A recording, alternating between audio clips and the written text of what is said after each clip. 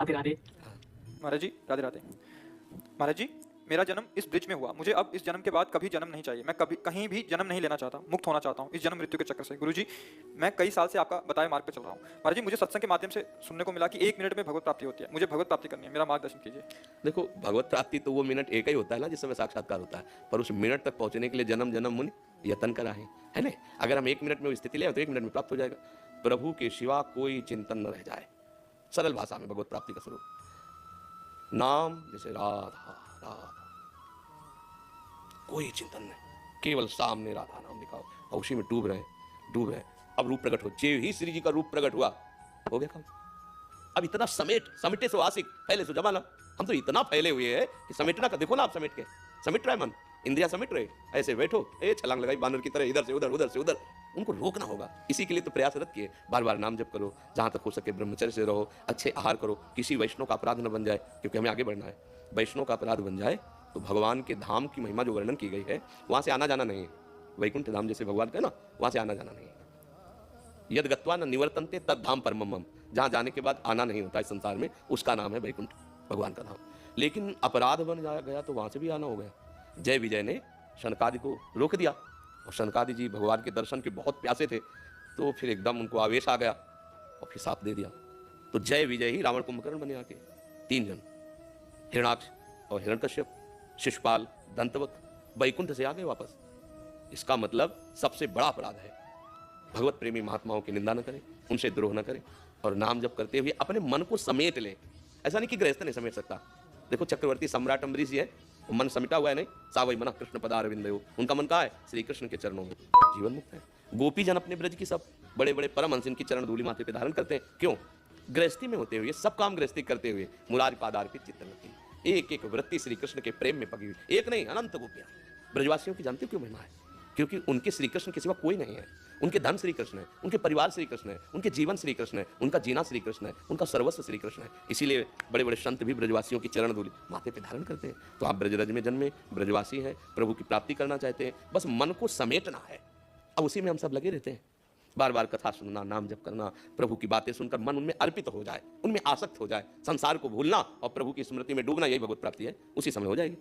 पर अभी देखो ना, अपने लोगों का मन असलियत में भगवत प्राप्ति तब मानी जाती है कि चाह है, जब जैसे हमें कोई जमुना जी में डुबो देना और फिर सांस लेना चाहे, फिर डुबो कस के दबाए रखे, फिर क्या होगा? एकदम एक बार श्वास लेने के लिए पूरी जी जान की ताकत लग जाएगी। अगर अब श्वास नहीं मिली तो मर गया, ऐसी स्थिति आएगी ना। ऐसी स्थिति आ जाए, अगर भगवत साक्षात्कार नहीं हुआ तो मैं मरा, उसी समय भगवान मिल जाएंगे। रुदु सुश्रम राजन कृष्ण दर्शन लालसा, अब तो जिया नहीं जा रहा, अब आपके बिना जिया नहीं जा रहा, बस भगवान अंदर की बात जानते, उसी समय मिल जाएंगे। तो चिंता तो करनी नहीं, अपने को सारी वृत्तियां नाम में लगानी है। जितना नाम, प्रभु को तो देखा नहीं, मैंने आपको देखा है, आप ही को गा रहा हो। अब बस भाव आपका है। तो ऐसे नाम भगवान का स्वरूप है। जैसे हम कृष्ण कृष्ण बोले ना, तो साक्षात कृष्ण ही कृष्ण नाम में है।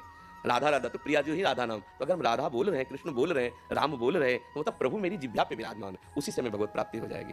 जब जैसे आप जैसे कि मुझे भगवत प्राप्ति करना, तो लगता है यार धन्य है। अभी कलिकाल में ऐसे लोग हैं जो भगवान की प्राप्ति करना चाहते हैं। थोड़ी भक्ति भी है तो ऐसी लालसा है कि भगवान को भी हम बजा लें। बहुत चतुर है मनुष्य, हाँ, वो चतुर माया में फंसने के लिए, वो मुक्त होने के लिए नहीं। आप कहोगे ऐसा ऐसे ही तो हो रहा है। हम भगवान की सुख के लिए, प्रसन्नता के लिए अगर आचरण करें तो भगवत प्राप्ति हो जाए, पर हम जो आचरण करते हैं वो संसार को लुभाने के लिए, धन प्राप्ति के लिए, भोग प्राप्ति के लिए, तो घुमा के बेच रहे ना, तो हमें कैसे भगवान मिल जाएंगे? जबकि इन्हीं साधनों से भगवान मिल जाएंगे।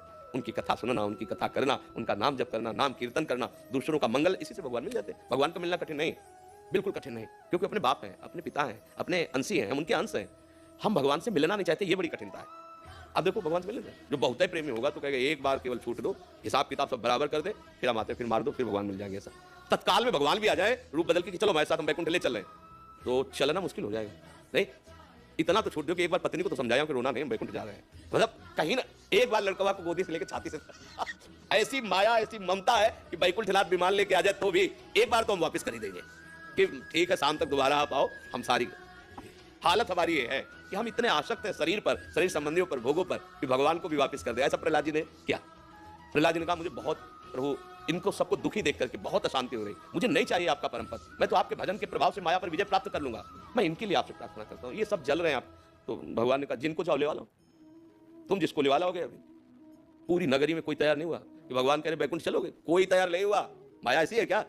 एक सूकरी मिली तो बोले इससे ज्यादा गिरी स्थिति किसकी होगी, बिस्टा खा रही, बोली चल भगवान कह रहे किसी तो तू ही चल, तो बैकुंठ में मिलेगा, बोले ये तो नहीं मिलेगा, उसमें मुझे नहीं जाना।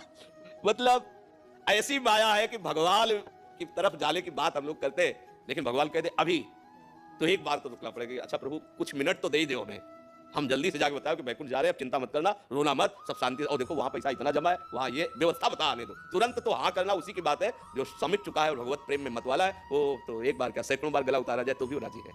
इसलिए खूब नाम जप करो, भगवत आश्रित रहो। भगवत प्राप्ति होना कठिन नहीं, प्राप्ति की लालसा होना कठिन है, प्राप्ति की चाह। अब जिया नहीं जा रहा आपके बिना, हृदय दाह, अब जिया नहीं जा रहा, न रात में नींद है न दिन में चैन है, कैसे मिलोगे प्रियाला। भोरी सखी के पद पढ़ के देखो, यमुना किनारे चिल्ला चिल्ला के रोते, हाँ प्रियाजू कब मिलोगी, लाडली जो मुझे अधम पर तो कृपा कर दो, रोते रहते थे। तो ब्रजवासी जन श्री जी से कहते प्रियाजू या बाबा को दर्शन दे दे, नहीं सहा जाता इसका रोना देख करके। ऐसे रुदु सुशर्म राजन कृष्ण दर्शन